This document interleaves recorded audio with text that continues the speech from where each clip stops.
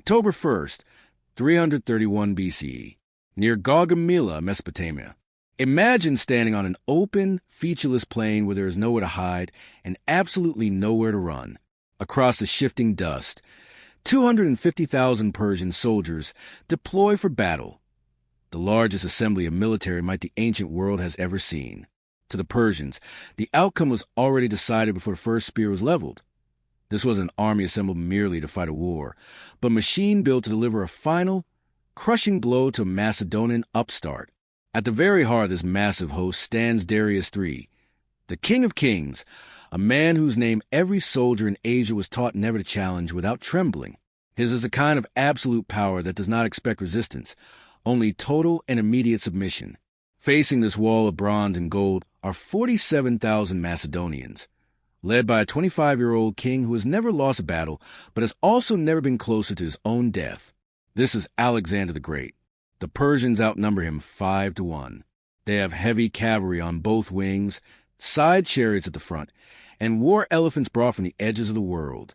By every established rule of ancient warfare, this engagement should be over before it even begins.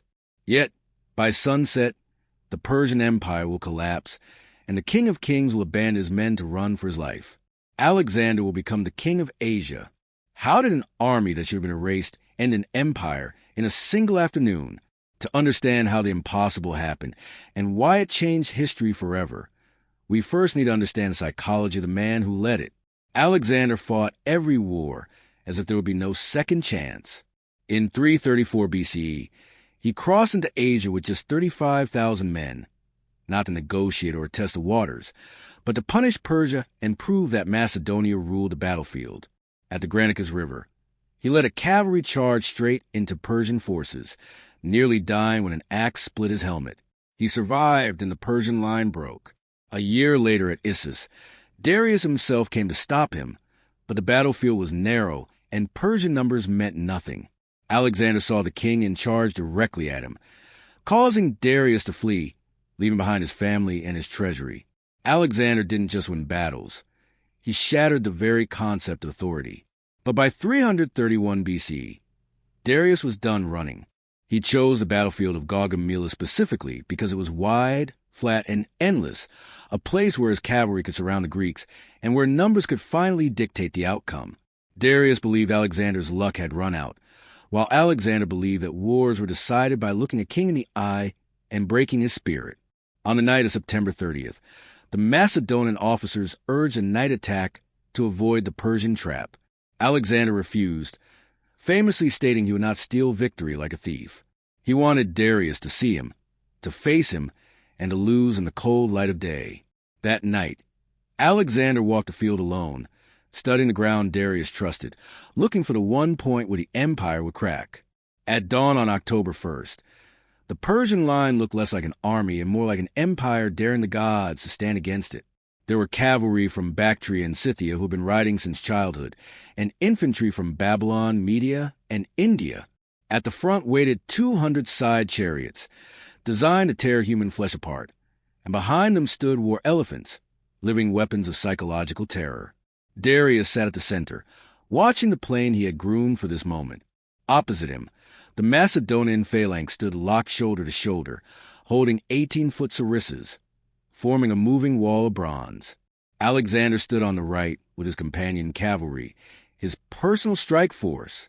He rode along the line and told his men that they fought for the ground they stood on and the Greece that lay behind them. He told them that there was no road home that did not go through this field.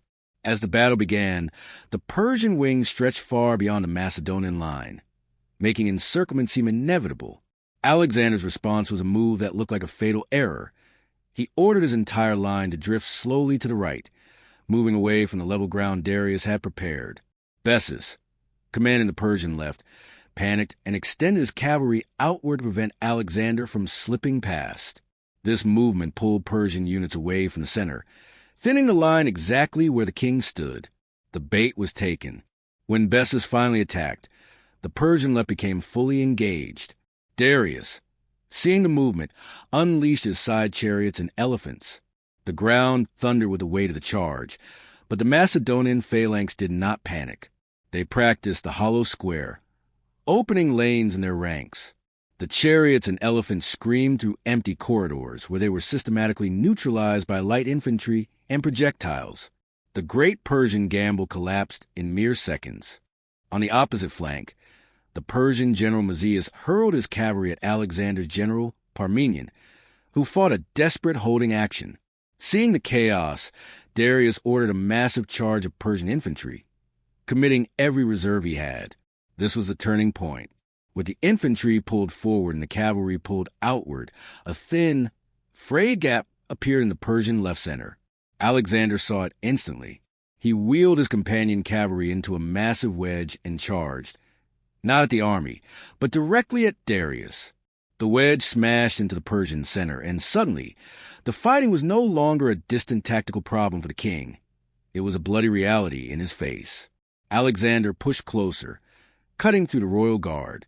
Darius, overwhelmed by the sight of the man who seemed immune to death, turned his chariot and fled. The moment the King of Kings fled, the Persian center dissolved. Orders stopped, and what had been an organized empire became a terrified crowd. While Alexander prepared to chase Darius into the dust, a message arrived from Parmenion. The left flank was crumbling under Mazias's relentless pressure. In a decision that defines his leadership, Alexander abandoned the pursuit of his rival to save his men. He turned back, reinforced Parmenion, and stabilized the line. Only then did the battle truly end. Darius escaped into the mountains, but the Persian Empire had lost its center of gravity. Gaugamela was the end of the old world. Before this day, Persia was a functioning superpower with unlimited wealth and manpower. After this day, the gates of Babylon and Susa were thrown open to the conqueror. Alexander had shattered the command structure of the greatest empire on earth in a single afternoon. However, the war was not finished. As long as Darius lived, he remained a symbol of resistance. Alexander pushed east, chasing legitimacy rather than territory. This pursuit eventually led him into the narrow, treacherous passes of the Zagros Mountains. In 330 BCE, the remnants of the Persian loyalists made a final, desperate stand at a place designed to do what the open plains of Gaugamela could not: stop Alexander the Great completely. This was the Battle of the Persian Gate, a vertical wall of stone where the empire's last hope lay in ambush. It was here that Alexander would come closer to total defeat than at any other point in his legendary campaign. The collapse of an empire is rarely a clean break. It is a series of violent tremors. To see how the final tremor nearly broke the man who conquered the world, you must watch the story of the Persian Gate.